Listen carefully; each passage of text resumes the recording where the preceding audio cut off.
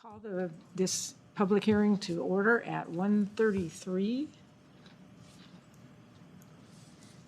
Commissioners David, Glader, Levine, Malloy, Zale are here.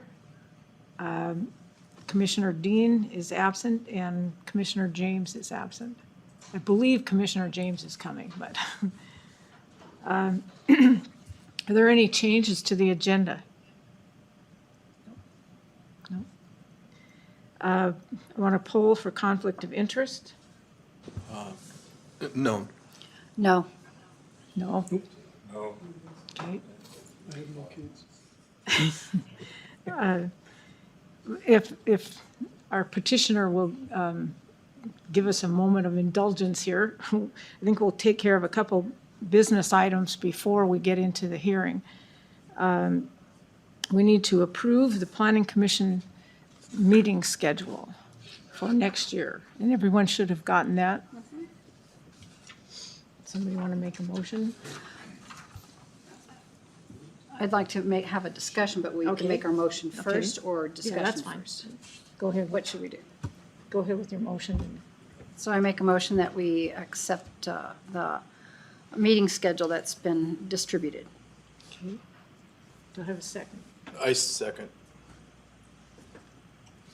Discussion. Thursday, December 26th.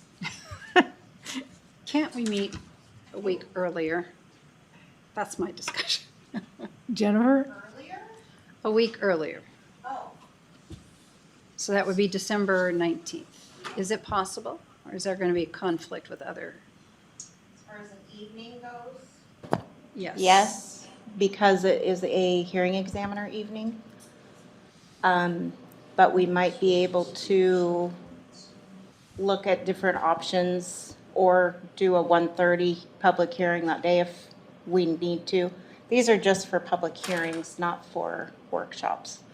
So if we need to adjust the schedule for December, we can. Anybody else besides me with comments? Well, I would assume that would mean skipping it too. If there's no reason to have a public hearing, you don't have a public hearing. The odds of us having a public hearing that month are pretty low because we've had, 3 this year total? I think the So issue, it's the real issue is that we're required to have a schedule out there. Okay. You're not required to actually hold a meeting if there's no work. And as we are meeting today as a public hearing, so we could, when December comes around or November comes around next year, if you need to have a public hearing, it could be whatever date the planning commission is available. All right. Thank you for that clarification. Do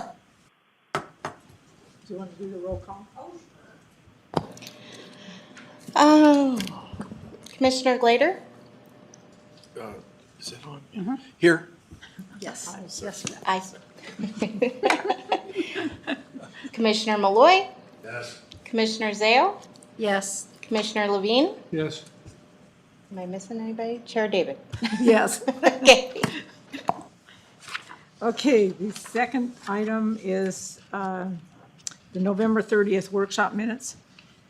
Do I have a motion to approve? I make a motion that we approve the November 30th workshop minutes as presented. I would second. Do we want to do all that again? Okay. Commissioner Glader? Yes. Commissioner Malloy? Yes. Commissioner Zale? Yes. Commissioner Levine? Yes? Chair David? Yes. Okay, we're here today to hear case ORA 23-0002. Oh, shoot.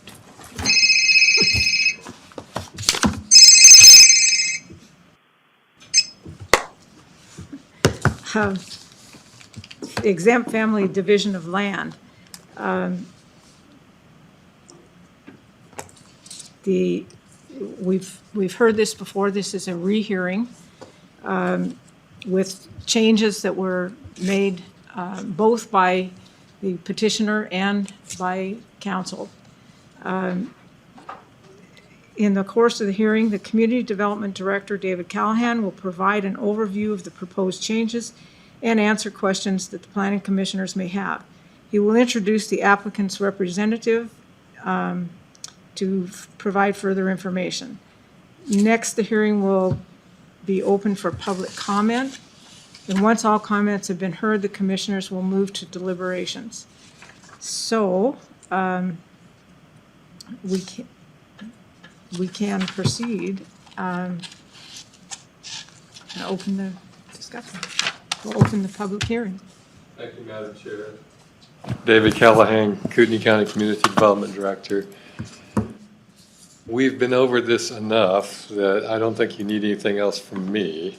You know Rand Wickman and you know why he's here.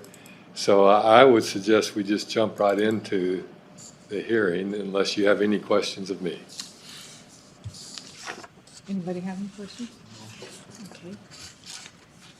Then we will open the public comment portion. Do I need a motion to do that? No, I just open it as chair's prerogative. Okay. Each member of the public may speak for up to 5 minutes. Members of the public should provide their name and address for the official record. The public comment period is not a debate or discussion of issues. Commissioners may ask questions of commenters for clarification purposes, but will not engage in back and forth discussion. So, Rand, you're first up. Does this mean this is live or not live yet? Oh, push it and when it's green, it's On the live. screen? Okay. Great. So you learned something today. Good afternoon, Commissioners. Rand Wickman for the record. I am representing Vince Hughes, who is a Post Falls property owner on this proposed code amendment. He is the actual applicant here. We have a housing affordability problem here in Kootenai County, and I know that's not news to any of you because every week we see a local news article on the housing shortage and the rising costs. We hear about families whose children who can't stay in the area because they can't afford to live here in spite of having a good job. I think we all know people that are directly affected by the issue. This is a significant problem that requires numerous solutions. Market forces are hard to overcome. We can't simply grow our way out of it. At the same time as we're dealing with housing affordability, we've got some other social issues that we're dealing with across the nation, really. People in my generation are struggling to find appropriate care solutions for aging parents. We live longer than we used to. Sometimes we outlive our ability to take care of ourselves. The cost of assisted living care can be prohibitive, and often the solution is as simple as some assistance from family to allow the aging parent to continue to live independently. On the other end of the human experience is childcare. Parents with young children struggle to find safe, affordable, and available childcare solutions. This is an acute problem here in Kootenai County, at least so I'm told by the people that are in need of such services. All three of those are big issues. One relatively simple amendment to the land use code will not entirely solve any of them. But the amendment we are proposing will make real difference on these types of issues for some families in Kootenai County.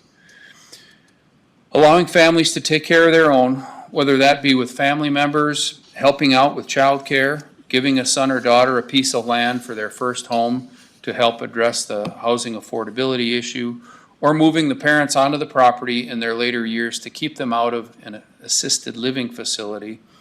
All of those are important and beneficial things that we can do with the land use code to make this a better, more family-friendly place. Now, after a previous public hearing on this and a couple of workshops, I know that the Planning Commission is well-versed in the particulars of this amendment. We've hashed through the benefits and the concerns. The Board of County Commissioners remanded the issue back to you for a recommendation on the couple of changes that I had suggested when we went to hearing at their level. The draft you have today includes those changes plus a couple of additional changes that were drafted by Pat in response to our discussions at the workshop. Thank you, by the way, Pat, for those. I can address them in greater detail. I think they are on the screen here. I don't know, David, if you can scroll down a little bit just so we, okay, so the yellow changes are changes that I had made in response at the commissioner's level. The changes in red, I believe, are the changes that were suggested by Pat as a result of our workshop discussions. And so I believe you have copies of that. Again, I can go into greater detail on any of them if you request, but I think we've hashed through this several times already. We've discussed the potential for some characters to abuse this process. Of course, that potential exists with any code provision. As I previously stated, this amendment has been crafted to minimize the potential for abuse with the greatest number of restrictions and limitations of any of the examples of this type of exemption that we could find in other jurisdictions in the region. We've also talked about other exemptions that exist in the code that are used nearly every day to create meaningfully large number of parcels without significant review or mitigation of their impacts on infrastructure. Because of the restrictions of this proposal, I do not expect Kootenai County will see more than a couple dozen parcels per year created using this process.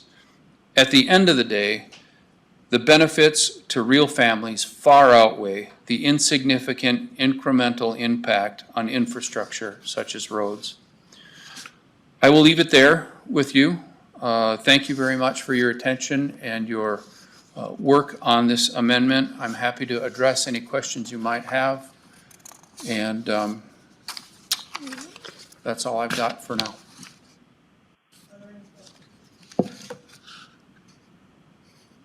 Thank you.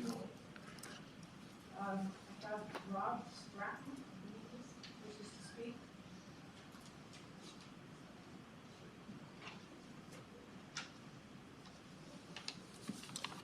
My name is Rob Stratton. My address is 5944 West Gragel Road in Rathdrum, Idaho. I'm also a member of the North Idaho Land Development Professionals, which I believe you guys have heard of a little bit for some of the other discussions we've had. Although I'm here today more in my capacity as I'm also a professional land surveyor.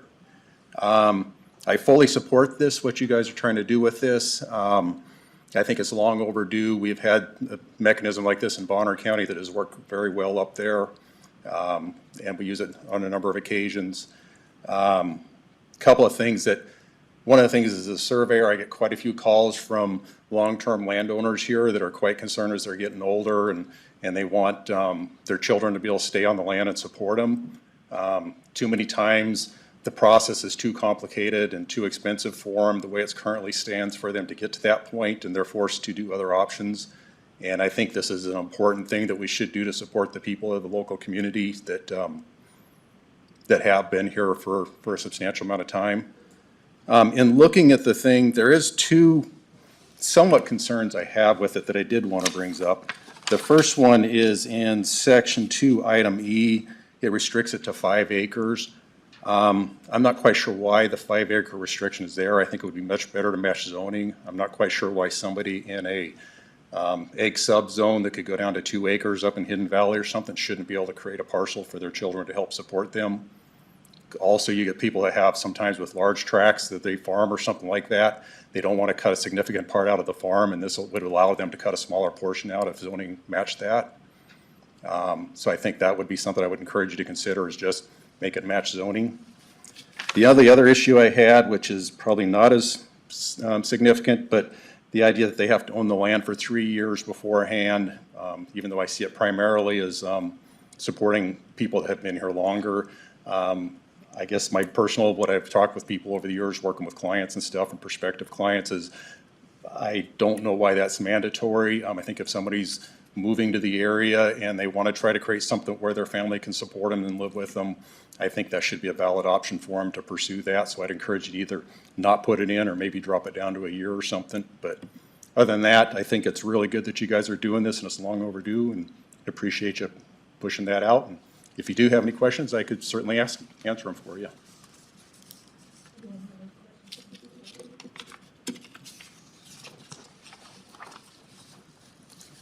That's good. Our other person is John Hartman, who does not wish to speak. And Mark, you didn't mark your favor, and I favor you just listening. Neither, neutral.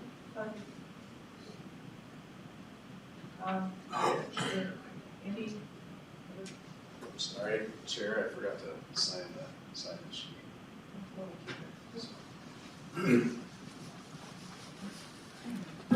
Good afternoon. I'm Tyrell Stevenson, Legislative Director for the Coeur d'Alene Tribe and also a resident of Kootenai County. I live at 36124 State Highway 3 over by Metamon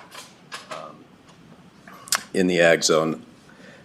This is an issue that affects a lot of people over where I live and for my client as well.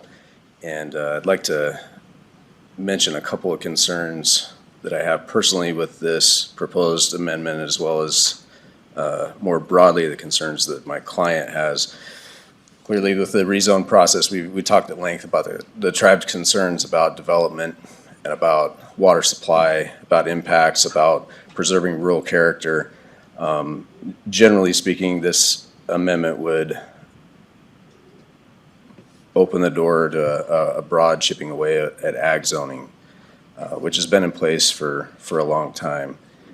Through the course of those public hearings, I heard concerns from landowners who said, well, would be a downzoning, it would be a bait and switch. We purchased this land with these rules in place. I would point out that the same applies here. People purchased land that's subject to very long-standing zoning rules and knew what they were getting into, however sympathetic the circumstances might be for their family. The language of the amendment itself brings a couple of concerns, and you know, Rand mentioned trying to safeguard against bad acting, and I have concerns with this amendment's ability to do that. For one thing, you know, one difference between this proposed amendment and the Bonner County family exemption, for example, is a restraint on alienation, and this amendment doesn't have that. So a transfer could be made to a family member and they could immediately sell the parcel. There is the building permit restriction that, you know, goes on for a time, but there's nothing to prevent a 20-acre parcel being immediately sold for 5 acres parcels if you know, family members chose to do that. So I think the intent is genuine, and I think it's a real issue in addressing the challenges of affordability in this area. But I think I have concerns about this approach. Thank you.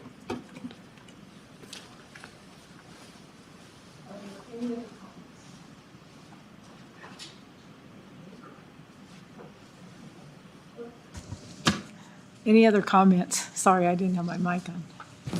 Madam Chair, no one on Zoom. Okay. Then I guess I need a motion to close the public hearing part.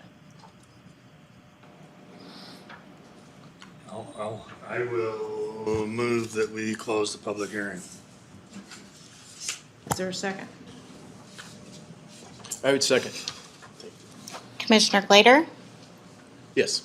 Commissioner James is not here, Commissioner Malloy, Yes. Commissioner Zao, Yes. Commissioner Levine, Yes, Chair David. Yes. Okay, we will now open the deliberation period. Purpose of this code amendment is to allow exempt division of land for family members. And I will call for any discussion amongst the commissioners. Who would like to start?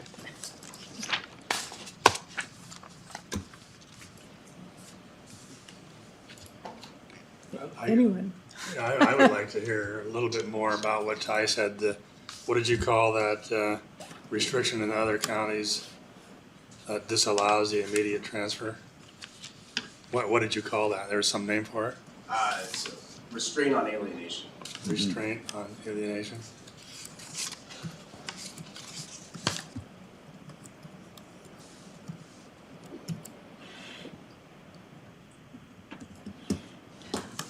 I would also comment on Rob's, I personally kind of like the idea of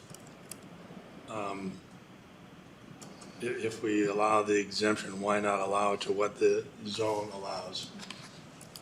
I don't see any, if there's going to be an exemption, then why not be consistent in that regard?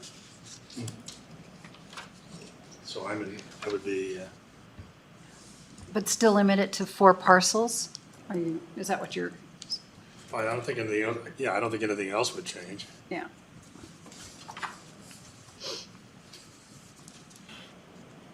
Any comments on John's suggestions? And even the 3-year requirement, I don't understand. There must be a reason for that. Probably something that we requested. Well, it goes back to the whole thing about abuse. I mean, that's the only reason you would have it. If you didn't believe there was abuse or could potentially be abuse, then people could buy property tomorrow. They know they have 4 kids. They could immediately go split it. Then they could immediately sell it. And while you can't do certain things for a certain period of time, there is money to transactions between the parties. So I think that was the attempt to try to make this more likely to be people who are doing it. I guess, She thinks you there's. know, I wasn't planning on speaking because we've been over this 100 times. But I'll just make the one comment is that That's what I have. what Rand said is 100% correct about what the challenges we have.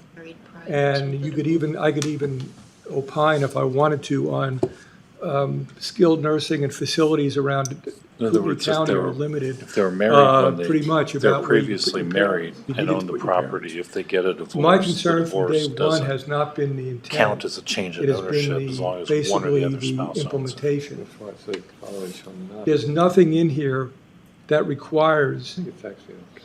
the person to use the land for the reasons that Rand said. And I've asked over and over again to put something in here, and I've been told why we can't. I understand it. But if you put something in here that says that the land would only be used, has to be, remain for use to do a purpose of being with a family, keeping the family together, doing anything, that is something that is more palatable to me because it's the reason for the exemption. Most exemptions require you to actually use the land for the reason the exemption was granted. This one requires you to use the land for the reason it was granted for one day. And that's it. That's a problem for me. The second thing, and it's not gonna, it applies to this, but it doesn't apply to this,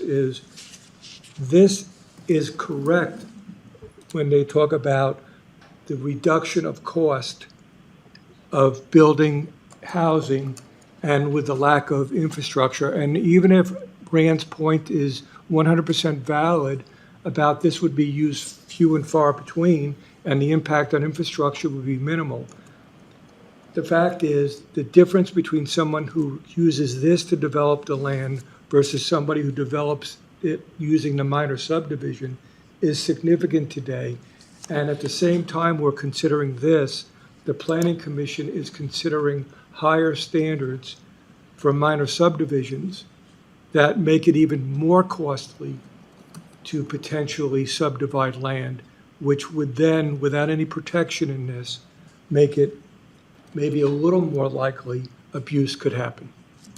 So my view is I would not support, John's questions are, to me, not as relevant because I don't believe the premise of initial. If we approved it with those requirements, and I don't know how you even do that, then getting into zones and stuff like that, John, would be Would something the- that is logical. Would this restraint of alienation address your concern? No, that's only about the time you could sell the land, basically my understanding. I don't know, Pat would know more what that means. The real issue is even if you could sell, you can't sell the land for 3 years or 5 years or 10 years, or you can't do anything. The bottom line is you don't have to use the land for the exemption. So you're basically saying to somebody, here, you have an exemption because you have 4 kids or 4 family members. It doesn't have to be kids, 4 family members. And therefore you want to give it to them. And I get it. And you want them to be close to you. I get it. I support it. I support being there to take care of the kids and take care of the parents and all that. But that's not required. And that's the trouble I have. And that's, the issue of that, John, is more of a, if you put in there that the land has to be kept within the ownership of the family member that was originally given, or a family member of equivalence, if you put in there that the land, and you can't get into whether doing daycare or not, but if you put something that you got to keep the land, and it has to be used by you as your primary residence. Because you could do this and split the land, give it to your kids or family members, they build on it, and then rent it out. They could do rental property. There's nothing to say you can't. So it doesn't even have to be a primary residence. Or you could use it 6 months out of the year or not, but the purpose of what Rand said is the right purpose. But this doesn't ensure it. It just makes it cheaper for some people and more expensive for others. So, but again, Rand's point is right. We've talked about this 100 times, and the county commissioners will have to decide. But I am concerned about the changes in the minor subdivision that the planning commission is considering. The restrictions, additional restrictions. Are there any other comments from the commissioners? I agree with Commissioner Levine, because one of the things that happens over time, families will drift apart, they'll drift together, things just occur, but the land never stays. It doesn't really necessarily always stay with the family as the family intended in this original exemption. And if you do this and then say it actually is used for the purpose stated, but then 10 years down the road, mom and dad die and the kids find they don't really like living close to one another and they sell off, what's the buyer supposed to, are they supposed to remedy whatever deficiencies are present so that it's no longer, because it's no longer a family exemption if you start selling it off. So who's going to remedy the infrastructure deficiencies? You're not. You have anything to say, Paul?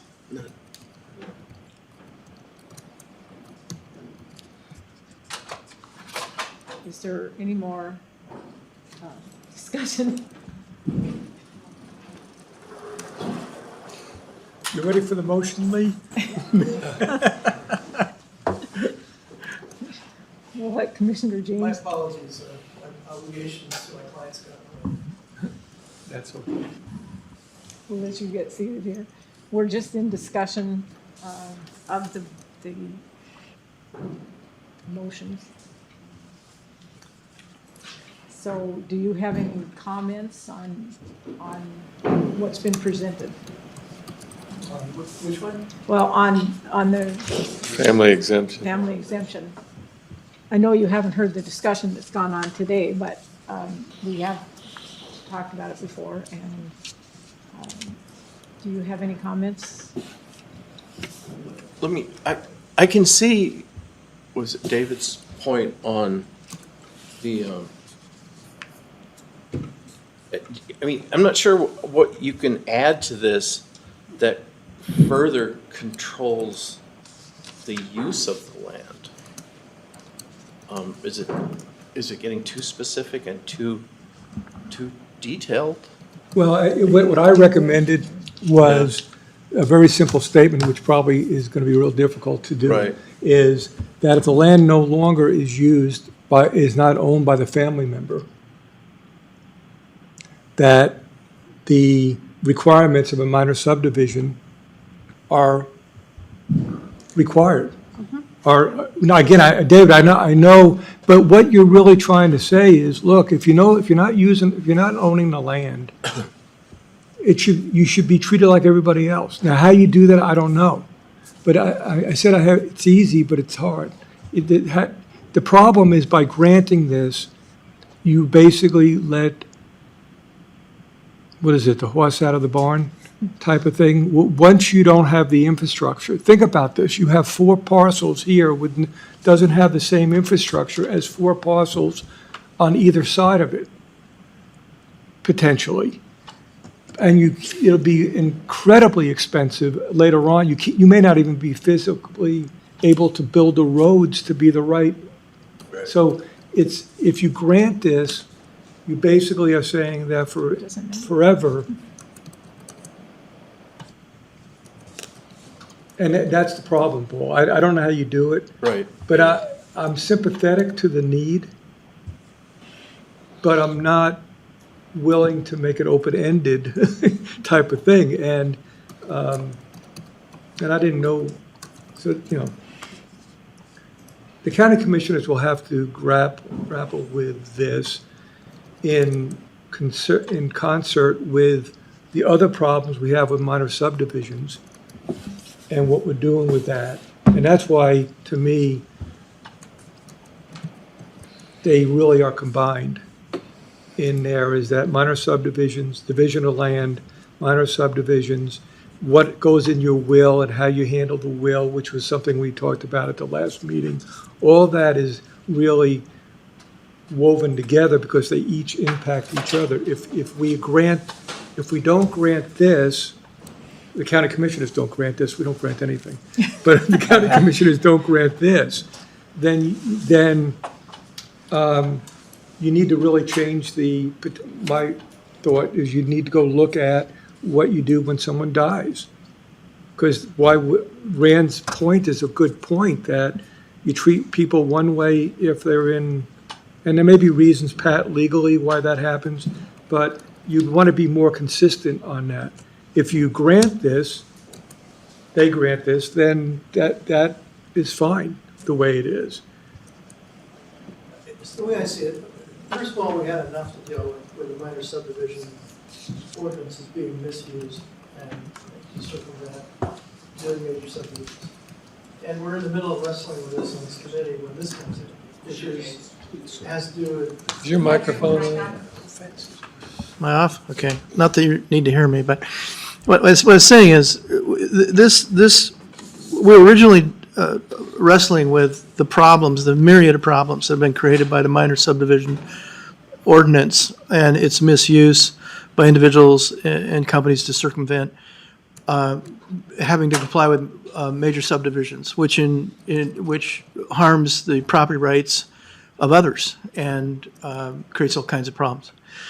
This came in the middle of us wrestling with that, and they are interconnected. I agree with Dave. They're interconnected, and this is another exception to the general rule. Among the problems I have with this is the potential for misuse, because I can see how it's misused. I've got 4 kids, and I own acreage, and I mean, I'm sympathetic to the notion of trying to help families here, but I see all kinds of ways this can be misused. And money is a huge driving force. All you got to do is look at the minor subdivision. The intent of the minor subdivision at the time, ordinances when they were created, was maybe well-meaning, but it was totally misused. And you're going to find it again here with this. It'll be misused. And then we're going to have to wrestle with that. I think it's a real problem to create these exceptions that can be subject to misuse. So And I could give examples of how I see it being misused. I'm an attorney, so I mean, what I see is someone coming into, an attorney's office saying, I have 30 acres, I have 50 acres or whatever, and I want to develop it. How can I develop it? Well, let me look. Let me see what exceptions do you have a family member? Can we create a family member? How can we do that? Maybe we can build on it first. We can subdivide, build on it first, and then you can gift it to your children and they can subsequently sell it for profit. And, there's all kinds of ways that, not to pick on my own, my own profession, but, that's their job when they're asked, how can you, use the rules to get where you want to go? And that's what's going to happen, just like it did with the minor subdivision ordinance. That's the problem, some of the problems I see, along with the problem that David brings up, that I think it's wrong to address these separately, the minor subdivision, dealing with that issue, along with now this family exemption issue. One last thing I'll say on the inter vivos versus transfer at death of property. They are two different things. There's really two different dynamics going on. Someone who's dying doesn't have the economic incentive generally to maximize their profit on their property. They're generally thinking about more, lack of a better word, sincere things like, who do I want to have my property? What child do I want to have? Which property? What's my legacy going to be? Those are questions that are asked by a client who comes in, with estate issues. This is a different thing. Inter vivos is a different thing. The incentive by some is going to be to maximize their profit. And how do they use this as an exception to the general rule to maximize their profit and finagle it? So I think they're two different beasts you're dealing with. Any last comments? Well, on the other hand, the one thing that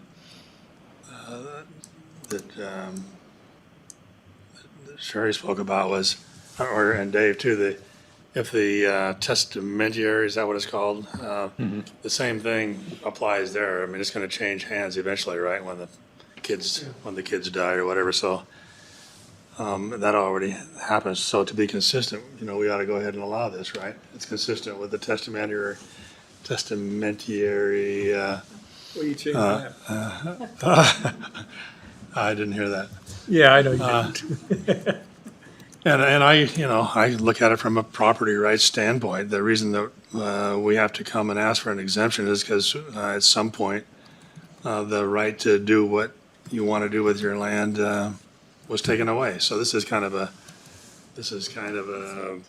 restoration of rights that were lost. And Well, it's a restoration for some yeah, that's right. some special group. And you never get away from that, I think. Well, that's what the elites do. They we're always supposed find, to. the elites always find a So we special create a group. problem, and now it's up to us to consider some magnanimous relief of that problem. That's my position. And I think I'm just going to get repetitive anyway. Go ahead. Yeah, no, I'm still with it. So, look, we have the minor subdivision ordinance, so some people don't like it. We have the minor subdivision ordinance go in effect. Some people don't like it, socially, politically, whatever the reason is. And that's their right. And if we want to erode, do away with the major subdivision ordinance, if we're going to do away with the major subdivision ordinance, or parse it out or change it to give rights back to people, I'd rather have an honest discussion about that. Do we want to abolish the major subdivision ordinance and just have no regulation, let people do what they want? And I'm not being facetious. I mean, if that's where we want to go, then we ought to have an honest political debate about that. And it ought to be done in an appropriate way. My issue with exceptions is, unfortunately, often they are used to try to erode what has been created, to sort of subvert it. The minor subdivision ordinance is a great example, because politically some people don't agree, and so it gets morphed, and you get exception upon exception, and that's just a rat's nest. I would rather, and I am open to this debate, of how much overregulation do we have and how much should we repeal and do away with. But I favor an open and honest debate on that, rather than discrete, ways, not to cast aspersions on Rand, he's doing his job, but people come in with these exception here, and it starts to erode what was created by, the political process. And I would just say, I'm open to that debate, but it ought to be open and honest. That's my view. I'm a little bit offended by the connotation or the implication or whatever the word is, that people are nefarious or otherwise trying to erode. I think that there's, we know that there's, as was presented, there's the housing cost is getting beyond the reach of many people. And the idea of taking care of your family is almost becoming a forgotten obligation of the American society, in my opinion. And so the idea of making it easier to care for your family and make the housing more affordable, we didn't even consider, there's a policy in our comp plan about housing. We didn't even consider that, right? And everything we do drives the cost up. And now, I have to chuckle about the RV thing. We want to lock the RV thing down too. So in my opinion, I hope that it's true that this kind of thing doesn't get abused. I know there are some among us who are willing, and not only willing, but chomping at the bit to abuse it. But I hope that's not the case. In my opinion, I think in all of our opinions, it's a noble cause, right? We want to do what, we want to help the families out. We want to encourage family, we want to encourage close families. And so, we're on different ends of the spectrum, obviously. Well, the thing, John, that you're right about, and I'll go back to the comp plan, and this is, again, supports, I think, Lee's position. In the comp plan, you may remember, we have a policy there that talks about evaluating the land use code to try to eliminate all of these restrictions on conditional use permits and other permits, because what we've done over the years is take a zone and then decide, well, you could do this, but, and we got to a point where you have a lot of conditional use permits. And so people have to justify that reason for that, to do that. This is another, not a permit, it's an exemption, but it's the same concept, which is, shouldn't we just look at outright use by right in some areas and not even require exemptions or not even require conditional use permits or other types of permitting, so that people know when they buy their land, they could do whatever they're going to do with the land. This, again, does not guarantee and I'm not even saying anybody's doing it on purpose. I'm not saying somebody's going to tomorrow give it to their kids for the purpose of it, although some may. But things change, circumstances change, value of land changes, need of money changes.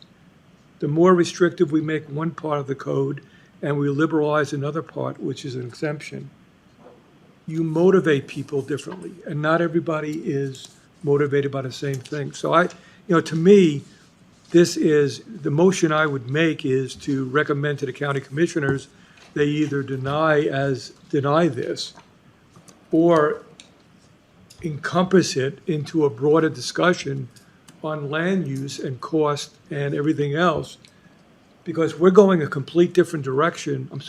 We're going a complete different direction with a minor subdivision than the intent of this, which is the lower cost of housing and the RV thing. So I just think I can't approve it because I don't believe it's going to guarantee it does what the real reason is. And I believe that it's doing things in isolation to other things that are division of land is not the right way. So I'd make a motion to recommend that the county commissioners deny this request as submitted, and depending on what everybody wants, and request that the planning commission consider this in a broader context of the division of land that they're working on. Do I have a second on that motion? I'll second it. Commissioner Glader, Yes. Commissioner James, Commissioner Malloy, No. Commissioner Zao, Yes. Commissioner Levine, Yes. Chair David. Yes. So that's what, 6-1, 5-1. 5-1. I'll make it 6. You're changing your votes? No. No. Okay, you have a second? By Sherry. Sure. I guess we have come to the end of the. Yeah, can I make one comment? Sure. I just wanted to, as you know, John, you won't see me again next time. Yes. Okay. But I just want to thank David and Pat. When I started 9 years ago and then took over the chair, I don't know how many years ago, they were really helpful in making me look competent. So I really do appreciate that. And I also wanted to thank the county commissioners for giving me this opportunity. For the commissioners that are remaining, I wish you luck. I will be following your discussions on division of land and other things. And, just keep in mind that our role is to do what is best for the citizens of the county, not necessarily, in my view, your individual idea, but what's best for the county. But it's hard to do that. And it's been a blast. I'll say that. Thanks, everybody. Thank you. Thanks, David. Madam Chair, I know what each of you go through. I know it's a difficult commitment to make as a planning commissioner. And I, for one, am very grateful for the work that each of you do. But I want to especially commend Mr. Levine for his leadership, his thoughtfulness, and even-handedness. Yeah. If you will recall, some of you weren't here, but some of you were when we did the 2020 comp plan update. It's fair to say that would not have occurred without Mr. Levine's leadership. So I, for one, am grateful for your work here. I will always remember you fondly. Thanks, Dave. Thank you. And your support of the Vandals. You bet. Go Vandals. For Should have won that game, Pat. for the record, I want to concur. I appreciate David's work as, I would call it, thoughtful contemplation. And I wish I could be as articulate as you are when you're expressing your opinions, as I wish I could be when I express You wanna mine. write 'em down from now on. Yeah, I can't trust you. But I appreciate it. I'm going to miss you. I appreciate your service. Thanks. All right. Thank you.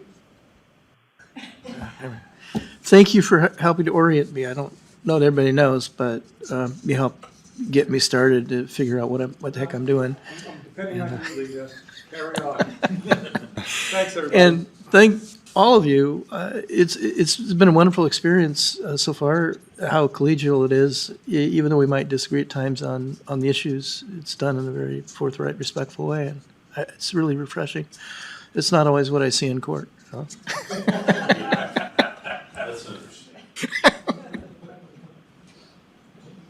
Okay, we will adjourn at 2:22. Happy holidays, everyone.